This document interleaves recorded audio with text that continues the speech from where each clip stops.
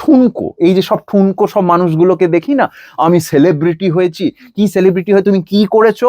5টা অ্যাফেয়ার করেছো, 10টা বিয়ে করেছো, আর এই ক্যামেরার সামনে বড় বড় কথা বলেছো, আর নিজে একটা টোটালি রং ফ্লড হিউম্যান বিং। আমি ওরম ঠুনকো মানুষ হতে চাই না।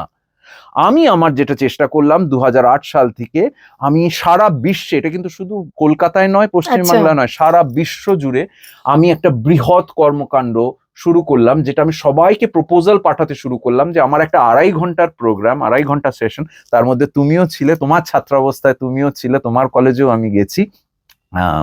মাঝে মাঝে ভাবি যে আমার অনেক বয়স হয়ে গেল। যাই হোক, এনিওয়ে, তো আমি সেটা শুরু করলাম। আমি পুরো সব school, college, university, red light area, আচ্ছা, অরফেনেজ, এখানে কোন রকম বাজ বিচার হলে হবে না। আমার সমাজের যুব সমাজকে বাঁচাতে হবে।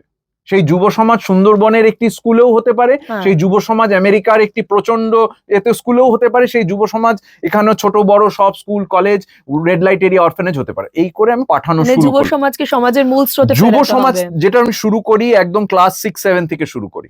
আমি সব স্কুল, সব কলেজকে আমার বলা থাকে, আমার প্রোগ্রাম যদি আপনার স্কুলে, আপনার কলেজে, আপনার স্কুলে যদি হয়, তাহলে এই এজ গ্রুপটাকে আমি প্রথম অ্যাড্রেস করব।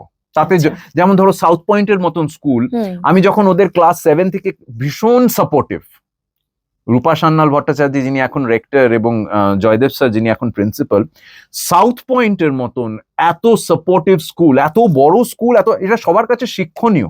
এই যে যারা যারা এই যে এখন এই প্রোগ্রামটা দেখছেন, অনেক এমন স্কুলের অ্যাডমিনিস্ট্রেটরসরাও নিশ্চয়ই দেখছেন, যাদের স্কুলে আমি গিয়ে গিয়ে 10 বছর 12 বছর ধরে গিয়ে গিয়ে আপনাদের বলে বলে হয়রান, অথচ আপনারা একেবারে বলেছেন আমার মুখের উপর, ববি ভীষণ ভালো কাজ করছো, কিন্তু আজ পর্যন্ত আপনাদের স্কুলে আমি ফ্রিতে এই কাজটা করছি, আপনার কাছ থেকে কোনো ফেভার চাইছি না, আপনার কাছ থেকে কোনো পয়সা চাইছি না, ফ্রিতে, ভালো ছাড়া খারাপ কিছু হবে না, অথচ আপনারা ডাকেননি। আপনারা ডাকেননি কেন? ডাকেননি, এই যে তুমি বললে না যে সাপোর্ট, আমি সাপোর্ট পাই না, কারণ সমাজের লোক, সমাজের যেই অংশটা, বৃহৎ অংশটাই এর মধ্যেই জড়িত, বৃহৎ অংশটাই এর মধ্যেই আবদ্ধ। এই মদ, সিগারেট, গাঁজা, এই সব কিছুর মধ্যে, নেশার মধ্যেই আবদ্ধ।